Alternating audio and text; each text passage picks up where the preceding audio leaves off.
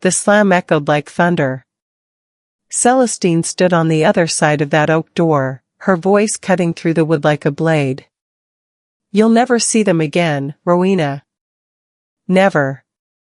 My hands trembled as I clutched the railing of her porch. Behind that door were Freya and Stellan, my grandchildren, the only lights left in my darkening world. I knocked again, softer this time, my voice breaking. "Please, Celestine. Just 10 minutes. I brought their favorite cookies." Silence. Then footsteps, retreating deeper into the house. Through the side window, I caught a glimpse of my son, Thaddeus, standing in the hallway. He saw me. Our eyes met for half a second. Then he turned away. Just turned away like I was a stranger begging for spare change. I pressed my palm against the cold glass, watching him disappear into the kitchen where Celestine waited, arms crossed, victorious. The afternoon sun cast long shadows across their perfect lawn, mocking me with its normalcy. Neighbors walked their dogs. Kids rode bikes. Life continued while mine crumbled. That's when I knew. This wasn't just cruelty. This was war. And I had just lost the first battle. I drove home in a fog, my vision blurred by tears I refused to let fall. The cookies sat on the passenger seat, still warm in their tin.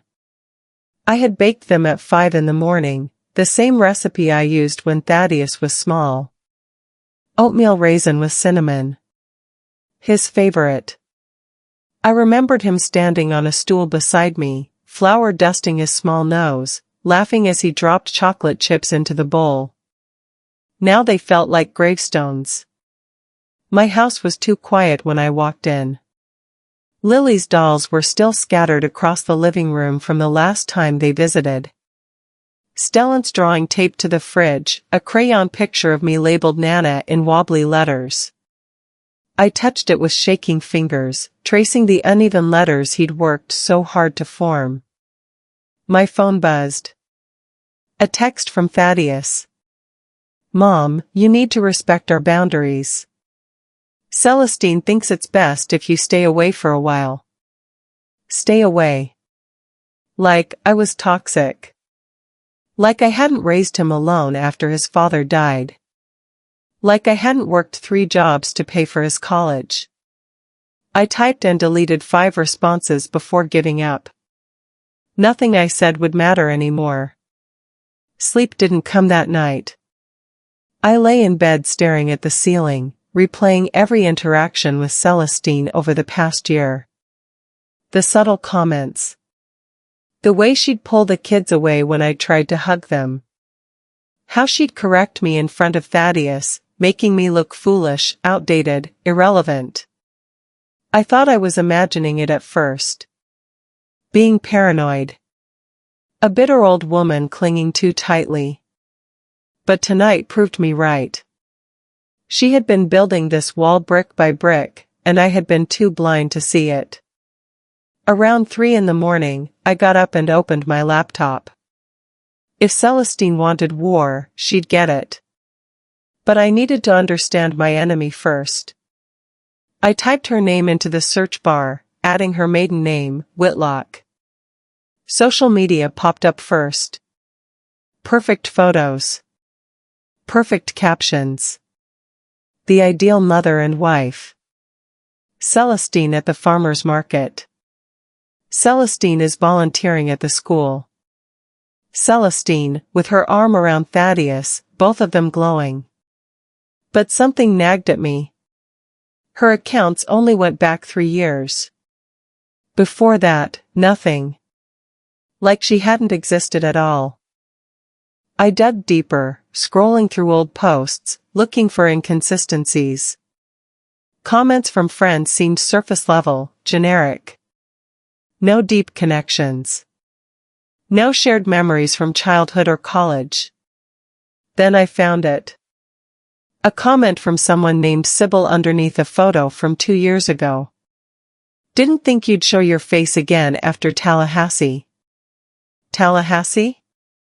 Celestine told us she was from Seattle. Born and raised in the Pacific Northwest. She'd told stories about rainy winters and coffee shops and the Space Needle. I clicked on Sybil's profile.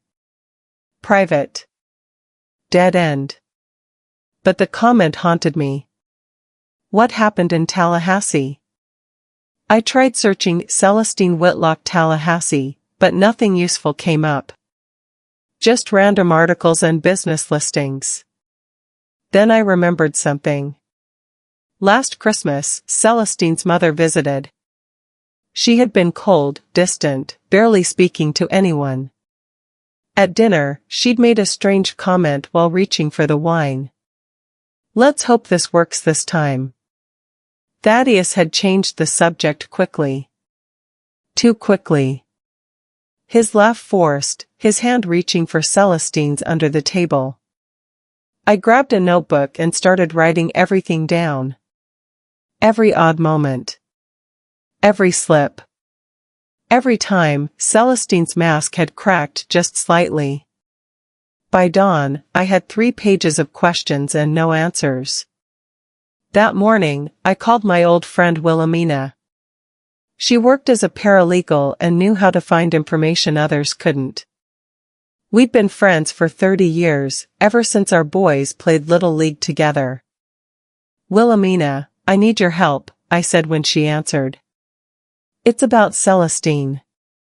There was a pause. I could hear her breathing, considering. Rowena, are you sure you want to go down this road? Sometimes ignorance really is bliss. She's keeping my grandchildren from me. I need to know who I'm dealing with. Wilhelmina sighed deeply. Give me a few days. I'll see what I can find. But Rowena, be prepared. If there's something to find, it might not be what you want to hear. 2 days later, she called back. Her voice was tight, careful, like she was handling explosives. Rowena, sit down. You're not going to like this. My heart hammered. I gripped the phone tighter. Just tell me. Celestine Whitlock isn't her real name. She changed it legally 5 years ago. Her birth name was Celestine Graves. Graves. The name hit me like cold water. Why would she change her name? Wilhelmina's silence stretched too long. Wilhelmina? There's a sealed court record from Tallahassee. I can't access it without a court order, but the filing date matches exactly when she changed her name. Whatever happened, it was serious enough to seal. A sealed court record meant something serious. Criminal charges. Civil suits. Something Celestine didn't want anyone to find. I thanked Wilhelmina and hung up, my mind racing. Who had my son married? And why had she lied about everything? That evening, I did something reckless. I drove to Celestine's parents' house across town. I had only met them once, at the wedding. They had seemed uncomfortable then, like they wanted to be anywhere else. Her father had barely smiled in the photos. Her mother drank too much champagne and left early, claiming a headache. I knocked on their door. The porch light flickered on. Celestine's father answered, his expression darkening when he saw me. Rowena. What are you doing here? I need to talk about Celestine, I said firmly. About Tallahassee. His face went pale. He glanced over his shoulder, then stepped outside, closing the door behind him. The night air was cold. I could see my breath. You need to leave this alone. Why? What happened in Tallahassee? He looked away, jaw tight. His hands clenched at his sides. My daughter made mistakes. She paid for them. That's all you need to know. It's not all I need to know when she's keeping my grandchildren from me. When she's erased me from their lives like I'm some kind of threat. Celestine's father stared at me hard. His eyes were cold, calculating. Listen carefully, Rowena. My daughter has worked very hard to build a new life. If you dig into her past, you'll destroy everything. Including your relationship with your son. She's already destroyed that, I shot back. My voice was louder than I intended. She slammed the door in my face today. My own grandchildren were feet away, and she wouldn't let me see them. Then don't make it worse. He turned and went back inside, locking the door behind him. I heard the deadbolt slide home with a click that sounded final. I stood there, shaking with anger and fear. But his warning only fueled my determination. Whatever Celestine was hiding, it was big enough to scare her own father. Big enough that he'd rather threaten me than explain. The next morning, I received a package. No return address. Just my name written in neat block letters. Inside was a manila envelope containing a single photograph. My breath caught. It was Celestine, much younger, standing outside a courthouse. Her expression was hollow, defeated. She wore an orange jumpsuit. On the back, someone had written a date and a case number. I grabbed my phone and called Wilhelmina again. I need you to look up a case number. Now. Wilhelmina found it within an hour. Her voice trembled when she called back. Rowena, are you sitting down? Just tell me. Celestine Graves was charged with embezzlement 7 years ago. She worked for a financial advisory firm in Tallahassee called Premier Wealth Management. Stole over $300,000 from client accounts over 18 months. My stomach dropped. The room spun. What happened? She took a plea deal. Paid partial restitution, served 18 months of probation, and agreed to change careers. The record was sealed as part of the agreement. $300,000. My son had married a thief. A criminal who had destroyed people's lives and walked away with barely a slap on the wrist. There's more, Wilhelmina continued. After the charges were filed, several clients sued her personally. Elderly couples who'd trusted her with their retirement savings. She declared bankruptcy to avoid paying them. That's when she changed her name and moved across the country. I felt sick. Celestine had reinvented herself completely. Buried her past and created a new identity. And Thaddeus had no idea. Or did he? Had she told him? Was he protecting her? Rowena, there's something else. One of the victims, he died. Heart attack. His wife blamed the stress of losing everything they'd worked for. I confronted Thaddeus that afternoon. He agreed to meet me at a coffee shop downtown, reluctant and cold. When I arrived, he was already there, stirring his coffee mechanically, not drinking it. Mom, this needs to be quick. Celestine doesn't want me talking to you. Thaddeus, do you know who you married? His jaw tightened. He set down his spoon carefully. What are you talking about? I slid the photograph across the table. Her real name is Celestine Graves. She was convicted of embezzlement in Tallahassee. She stole hundreds of thousands of dollars from elderly people. Retirement accounts. Life savings. Thaddeus stared at the photo. His face was unreadable. Stone. Then he pushed it back across the table. I know. The words hit me like a fist. You know? She told me everything before we got married, he said quietly. His eyes wouldn't meet mine. She made a mistake. She paid for it. It's in the past. A mistake? My voice rose. Other customers turned to look. Thaddeus, she's a criminal. She lied about her entire identity. Her name, where she's from, everything. She changed her name legally. She didn't lie. She lied to me.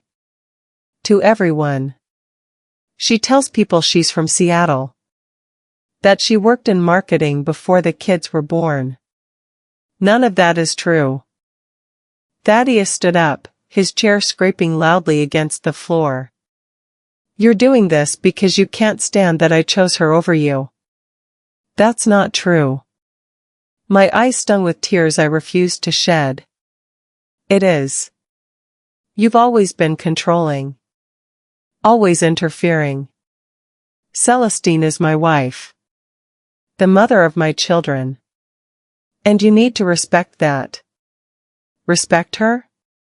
She's keeping my grandchildren from me. She slammed the door in my face today while Freya and Stellan were right there. They probably heard everything. Because you won't respect our boundaries. His voice cracked with anger. People were definitely staring now. You show up unannounced. You criticize how she parents. You undermine her in front of the kids. You question every decision we make. I've never, you have, Mom. Constantly. When Freya wanted to quit piano, you told her to stick with it, completely ignoring what Celestine and I had discussed. When Stellan got sick, you showed up with home remedies, acting like Celestine wasn't taking proper care of him. And we're done with it. He walked out, leaving me sitting there, shaking. My coffee sat untouched, growing cold. Other customers pretended not to stare. I didn't care. My son had chosen a criminal over his own mother. And he saw me as the villain. I paid for my untouched coffee and left. Outside, I sat in my car and cried until my throat was raw. But beneath the tears, something harder was forming. Anger. Determination. If Thaddeus wouldn't listen, I'd find another way. That night, I received an email from an unknown sender. No subject line. Just a message, you're not the only one Celestine hurt. If you want the truth, meet me at Crescent Lake Park tomorrow at noon. Come alone. My finger hovered over the delete button. This could be a trap. Some scheme Celestine had cooked up to make me look paranoid or dangerous. Or it could be the break I needed. I thought about Freya and Stellan. About never seeing them grow up. About missing birthdays and holidays and first days of school. About Celestine winning. I hit reply, I'll be there. The next day, I arrived at Crescent Lake Park early. The benches near the fountain were mostly empty. A jogger passed by. An elderly man fed ducks. Normal life continuing while mine hung in the balance. I sat down, my purse clutched tight, scanning every face that passed. At exactly noon, a woman approached. She was about my age, thin, with tired eyes and auburn hair pulled back in a braid. She wore a simple gray coat and carried a worn leather bag. Rowena? She asked softly. I nodded. She sat down beside me, keeping space between us. Her hands trembled slightly. My name is Octavia. Celestine Graves destroyed my life. Octavia's hand shook as she spoke. 7 years ago, my husband Bertram and I hired Celestine's firm to manage our retirement investments. We were both turning 60. Planning to travel. See the grandchildren more. We gave them everything we had. $350,000. My breath caught. She stole it. All of it. Every penny. When the firm discovered the theft, they fired her immediately. But the money was already gone. Spent. Gambled away at casinos. Online betting sites. We never got a cent back. The plea deal was a joke, Octavia interrupted bitterly. Tears formed in her eyes. She agreed to pay restitution, but she declared bankruptcy immediately after. Legal loophole. The courts said there was no money to recover. We lost everything. Our house. Our retirement. My husband had a stroke from the stress. He died 8 months later, never recovering from what she did to us. Tears streamed down her face. I felt my own eyes burning. I'm so sorry. She killed him. Maybe not with her hands, but she killed him. And then she just disappeared. Changed her name. Started over. Like none of us mattered. Like Bertram's life meant nothing. Octavia pulled an envelope from her bag. I've been tracking her for years. Waiting for the right moment. And now that she's got a family, a reputation to protect, a life people admire, now she's vulnerable. I stared at the envelope Octavia handed me. It was thick, heavy with documents. What's in here? Everything I've collected. Bank records showing where the money went. Statements from other victims. There were 6 of us total. All elderly couples who trusted her. Proof that she violated her probation by moving states without permission. She was supposed to report to a probation officer monthly. She never did after the 3rd month. My heart raced. Why give this to me? Because you have something I don't. Access to her life. A son she's manipulating. Grandchildren she's using as leverage against you. Octavia's eyes were hard, glittering with years of contained rage. She needs to pay, Rowena. Really pay. And you're the only one who can make that happen. I took the envelope with trembling hands. What do you want me to do? Expose her. Let everyone see who she really is. Destroy the perfect life she built on our suffering. On my husband's grave.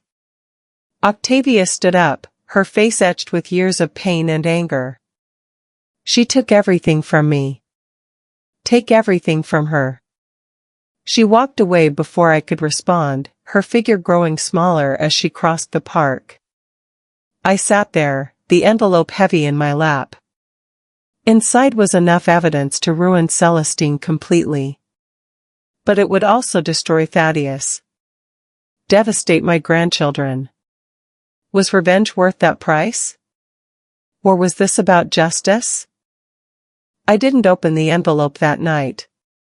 Instead, I sat at my kitchen table, staring at it like it might explode if I touched it wrong. Every choice led to pain. If I exposed Celestine, Thaddeus would never forgive me. I'd lose him forever, along with any hope of seeing my grandchildren. If I stayed silent, I'd never see Freya and Stellan again anyway. Celestine had made that clear. Around midnight, my phone rang. Unknown number. My heart leaped. I almost didn't answer, afraid it was Celestine calling to threaten me. Hello? Heavy breathing on the other end. Then a small voice, barely above a whisper. Nana? My heart stopped. Stellan? I'm not supposed to call you, he whispered. I could hear the fear in his voice. Mommy said you're mean. That you don't love us anymore. But I miss you. I miss you so much. Tears poured down my face. I pressed the phone hard against my ear. I miss you too, sweetheart. So much. I love you and Freya more than anything in the world. Why don't you come anymore? Did we do something bad? No, honey. It's complicated. Grown-up stuff. You didn't do anything wrong. Mommy yells at Daddy about you every night. She says you're trying to ruin everything. That you want to take us away. His voice was so small, so confused, so scared. But you wouldn't do that. Right, Nana? You wouldn't hurt us?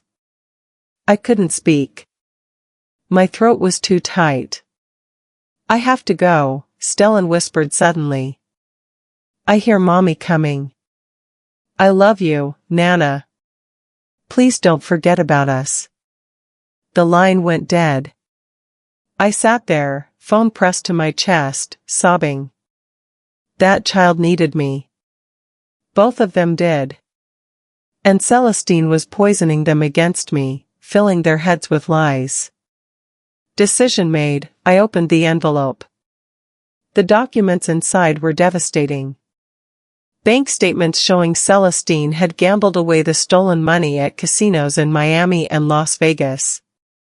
Wire transfers to online gambling sites. Testimony from 4 other victims who lost their savings.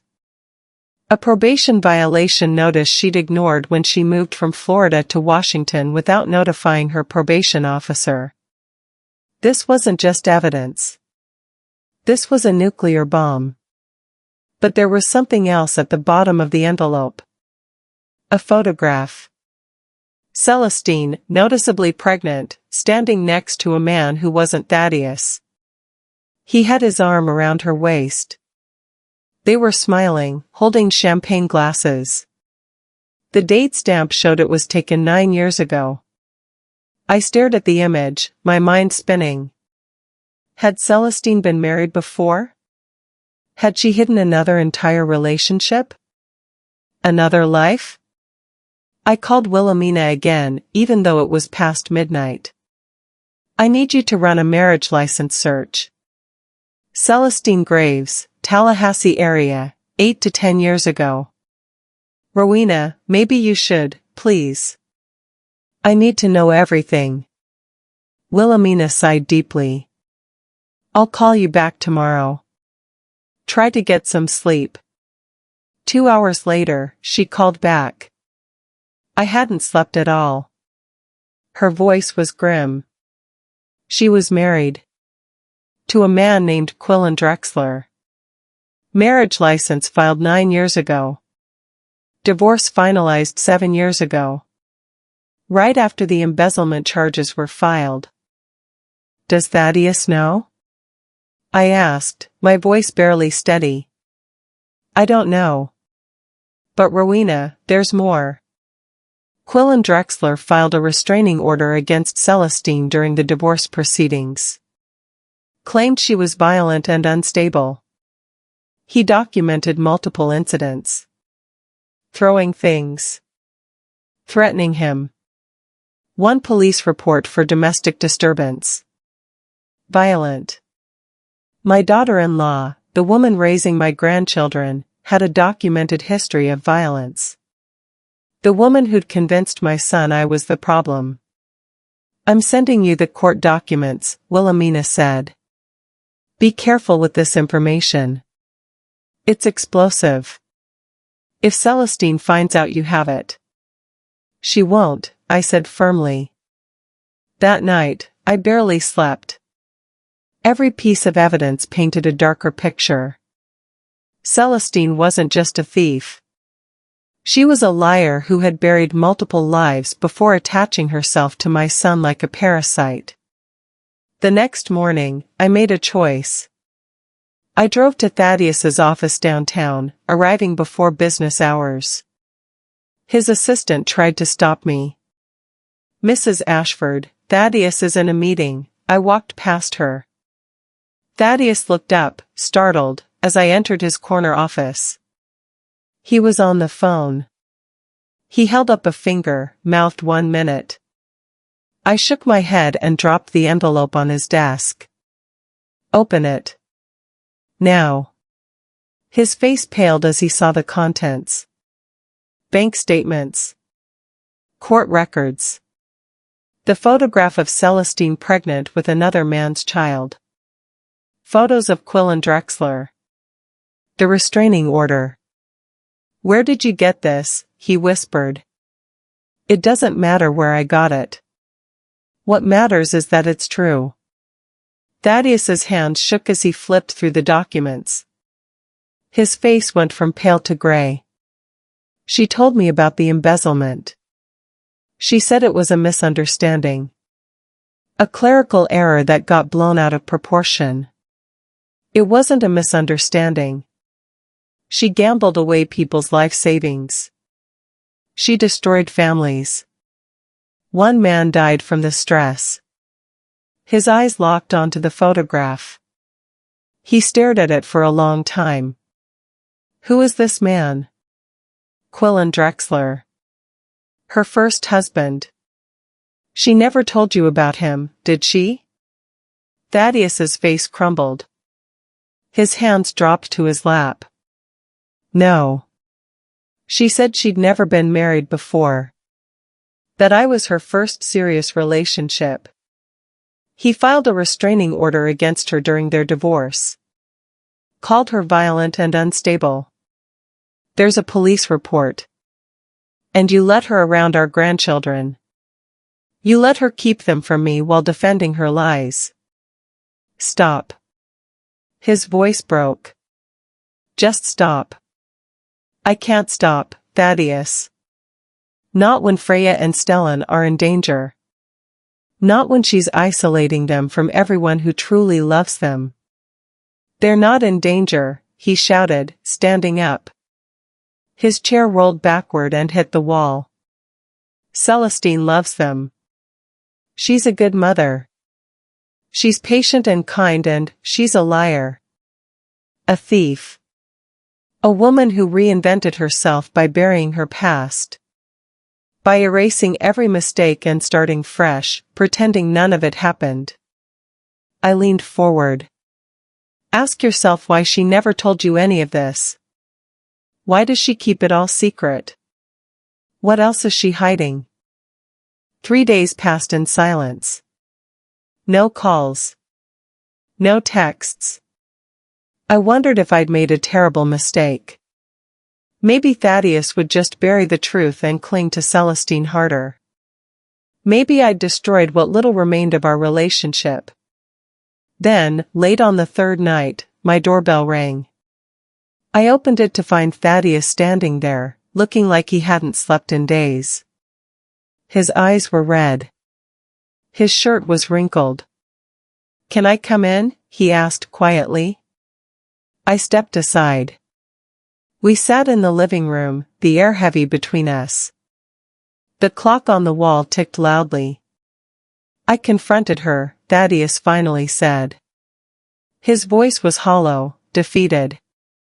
"About Quillen. About the violence. About all of it." "What did she say?" "She cried. Quillen was abusive. That she filed for the restraining order first, but he counterfiled, and the judge believed him because she had a criminal record." His voice was hollow. "She said she didn't tell me because she was ashamed. Because she wanted a fresh start. Because she thought I wouldn't love her if I knew the truth." "Do you believe her?" Thaddeus rubbed his face. He looked 10 years older than he had a week ago. "I don't know what to believe anymore. Everything I thought I knew about her is a lie." "I have more," I said carefully. "Information that proves she's still lying. That some of her story doesn't add up." His eyes met mine, full of pain and exhaustion. "Show me." I handed Thaddeus copies of everything Octavia had given me. He read in silence, his face growing paler with each page. When he reached the probation violation, he stopped. His finger traced the date. She was never supposed to leave Florida without permission. She disappeared. Started over illegally. She violated the terms of her plea deal, but no one came after her because she changed her name and moved across the country. Thaddeus set the papers down, his hands trembling. What have I done? I married a stranger. I brought a criminal into my home. Into my children's lives. You fell in love with who she pretended to be, I said gently. That's not your fault. She's good at lying. She's had years of practice. I have children with her. Freya and Stellan. How do I protect them from this? From her? By being honest.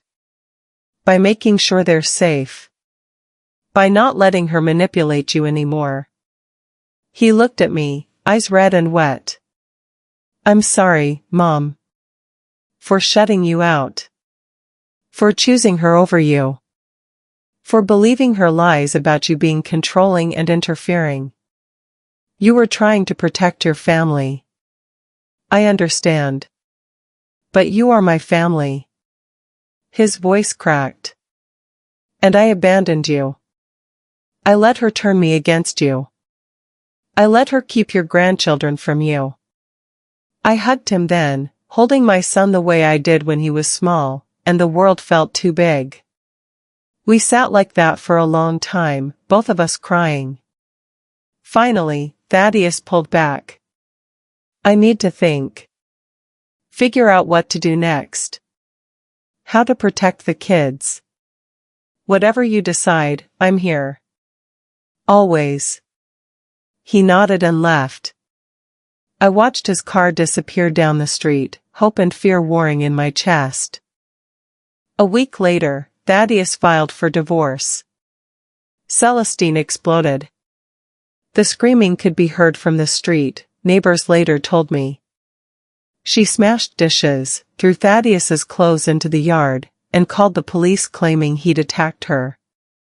The officers found no evidence and left, but not before Celestine made a scene on the front lawn. But Celestine wasn't done. She hired the most aggressive divorce attorney in the city, a man named Crispin Marlowe, who specialized in destroying fathers in custody battles. She demanded full custody of Freya and Stellan. She's painting me as an unfit father, Thaddeus told me over coffee. His hands shook as he stirred his cup. Claiming I'm unstable, vindictive, turning the kids against her. Her lawyer says I abandoned her in her time of need. Use the evidence.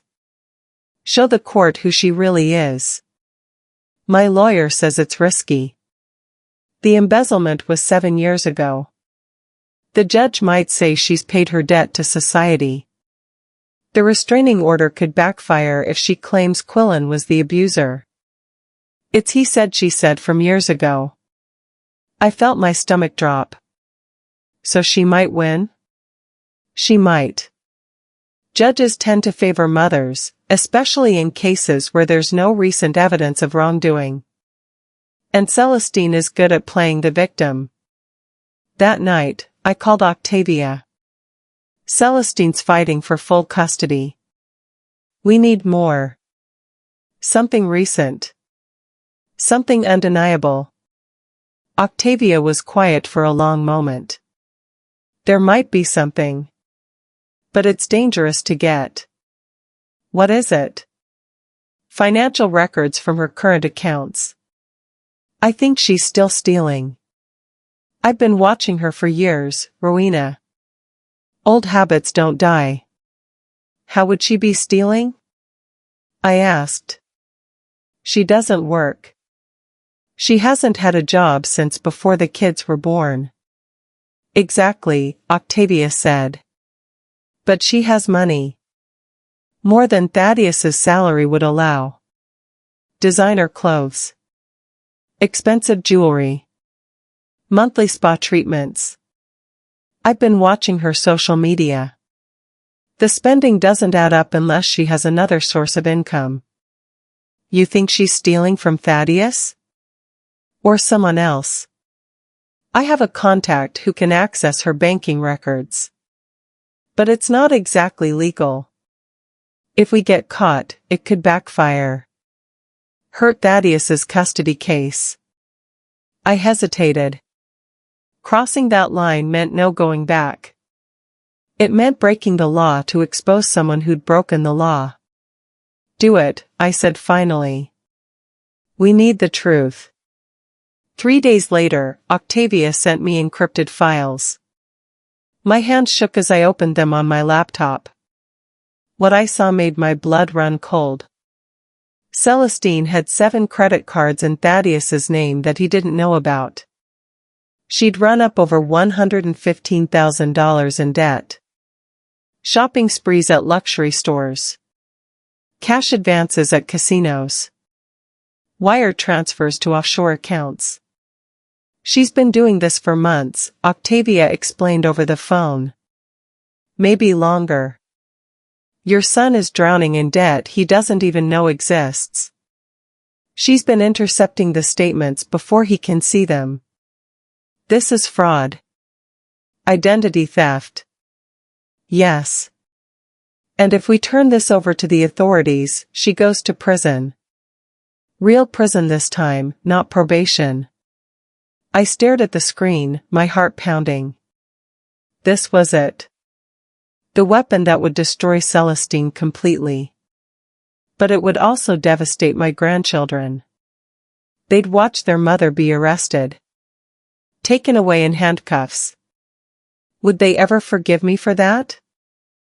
I met with Thaddeus's lawyer, a sharp woman named Isadora who'd seen everything in her 30 years of family law. I showed her the financial records. Her eyes widened as she scrolled through the documents. This is identity theft. Credit fraud. Wire fraud. She could face federal charges. What do we do? I asked. We notify the credit card companies and file a police report. Thaddeus will need to prove he didn't authorize these accounts. With his cooperation, we can get her arrested. The evidence is overwhelming. How long? Days. Maybe a week if we move fast. But Rowena, you need to understand. This will blow up his family. The kids will suffer.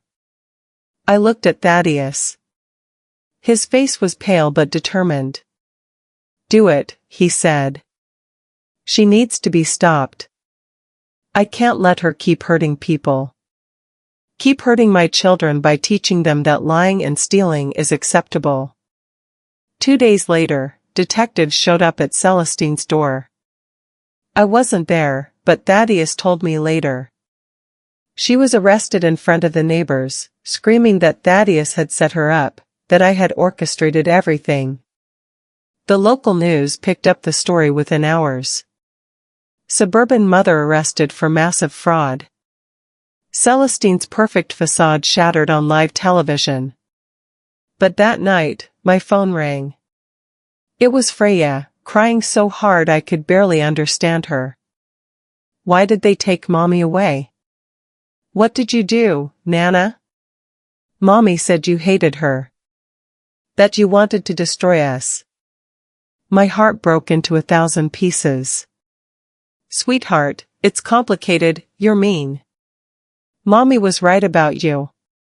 I hate you. She hung up. I sat in the dark, wondering if I'd won the war but lost everything that mattered. The court hearing was brutal. The courtroom was packed with reporters and curious onlookers. Celestine's lawyer painted me as a vindictive woman who'd manipulated evidence to destroy an innocent mother. He called me controlling, obsessed, unable to let go. Thaddeus testified about the financial fraud, producing bank statements and credit card bills he'd never seen before. Over $100,000 in debt he'd known nothing about. Celestine sobbed on the stand, claiming Thaddeus had authorized everything and then framed her when he wanted a divorce. She was a good actress. Even I almost believed her for a moment.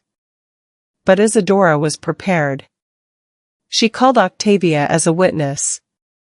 Octavia told the court about the embezzlement in Tallahassee, the victims who'd lost everything, Celestine's pattern of theft and deception.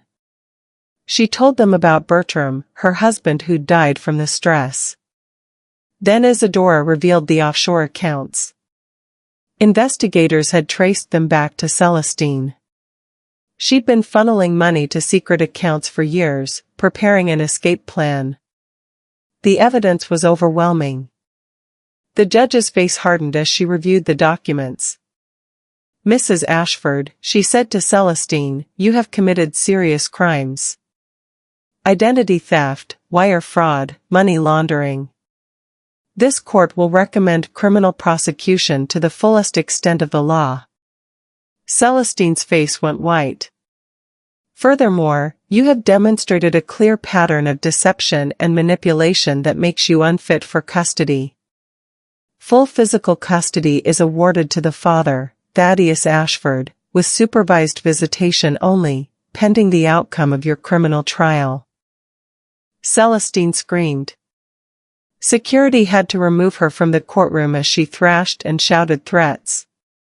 I watched her dragged away, still shouting that we'd pay, that she'd make us suffer, that we'd stolen her children. Thaddeus collapsed into a chair, his head in his hands. We'd won. But it felt hollow. Empty. That night, Thaddeus brought Freya and Stellan to my house. They were quiet, confused, hurt. Freya wouldn't look at me.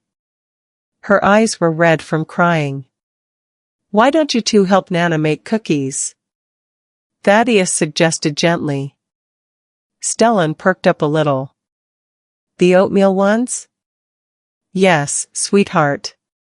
The oatmeal ones." We worked in silence at first.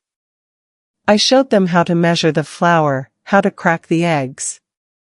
Then Stellan asked, "Is Mommy coming back?" I knelt down to his level. "Mommy made some bad choices. She has to face consequences for those choices. But you didn't do anything wrong. None of this is your fault. And we love you very much."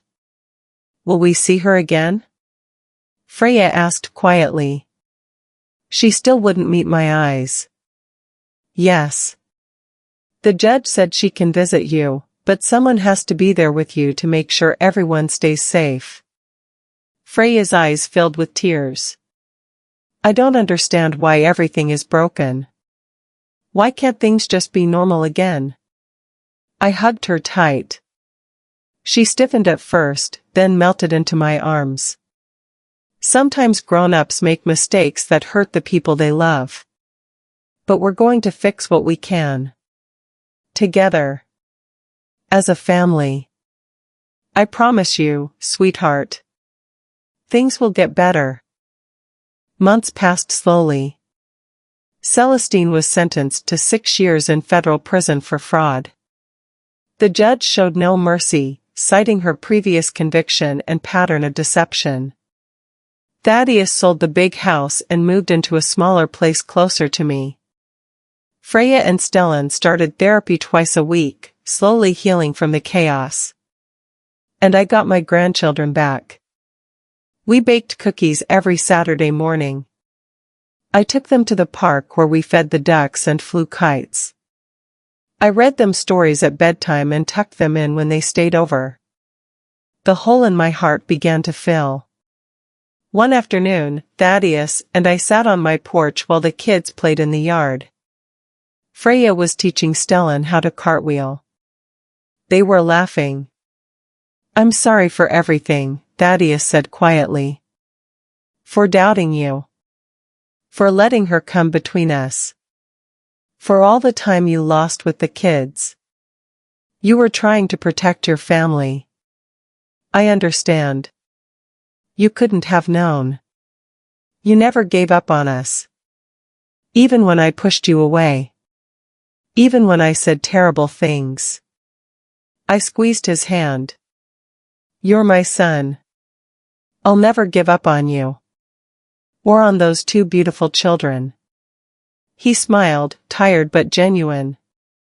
Then his phone buzzed. A notification from the bank. His face went pale.